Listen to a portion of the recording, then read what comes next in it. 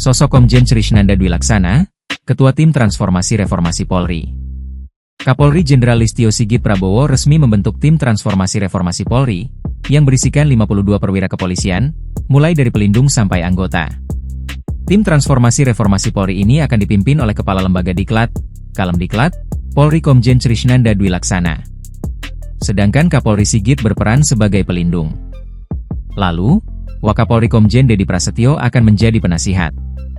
Tim Transformasi Reformasi Polri itu dibentuk lewat surat perintah, Sprint, nomor, Sprint 27499 TUK 21, 2025 yang ditandatangani pada 17 September 2025. Kepala Biro Penerangan Masyarakat, Karopenmas, Mabes Polri Brigjen Trunoyudo Wisnu Andiko mengatakan, Sigit memerintahkan jajarannya untuk bekerja sama dengan pemerintah dan pihak terkait dalam reformasi Polri.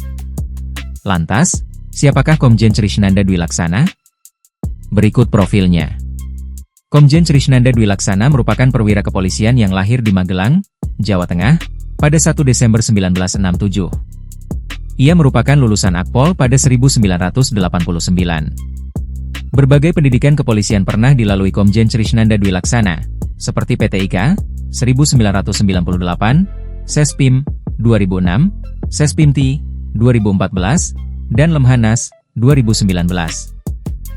Sementara itu, pendidikan pengembangan dan pelatihan yang pernah ditempuhnya antara lain latihan orientasi kemampuan Brigade Mobil, 1990, Dikbanspes Pak Gakum Lantas, 1992, kursus intensif bahasa Inggris, 1993, dan pendidikan perwira pertama dasar Brimob, 1996.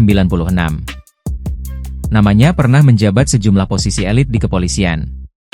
Mulai dari Dirkamsel Korlantas Polri pada 3 Februari 2017 hingga 23 Desember 2022. Setelah itu, Trisnanda Dwi Laksana ia menjabat sebagai Kasespim Lemdiklat Polri pada 23 Desember 2022 sampai 11 November 2024. Adapun saat ini, Komjen Trisnanda Dwi Laksana menduduki posisi Kepala Lembaga Diklat, Kalemdiklat, Polri sejak 11 November 2024. Komjen Trisnanda Dwi Laksana juga meraih gelar profesor usai dikukuhkan sebagai Guru Besar PTIK Stik Lemdiklat Polri pada 2021. Download Tribun X sekarang, menghadirkan lokal menjadi Indonesia.